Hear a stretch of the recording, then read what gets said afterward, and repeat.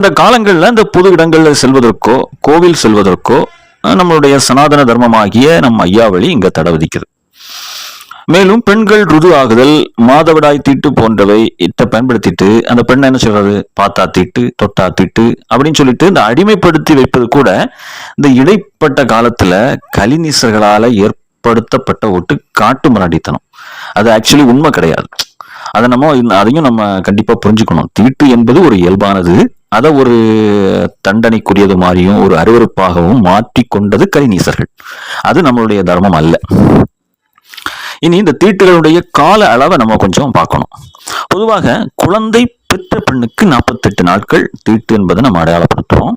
அதுபோல அந்த வீட்டில் உள்ள தாய் மற்றும் அந்த பெண்ணுடைய அக்கா, தங்கை, ஏன்னா இந்த 3 பேரையும் பார்த்தீங்கன்னா அந்த பெண்ணுக்கு தேவையான சில உதவிகளை செய்யக்கூடிய வகையில் அவங்க இருப்பாங்க. அதனால அவர்களுக்கும் ஒரு 48 நாள் தீட்டை இங்க வைக்கிறாங்க.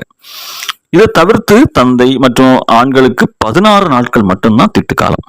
அதே போல ருதுவான பெண்ணுக்கு 48 நாட்களும், அந்த பெண்ணுடைய வீட்டில் உள்ள மற்றவர்களுக்கு மேல் சொன்ன வகைதான்.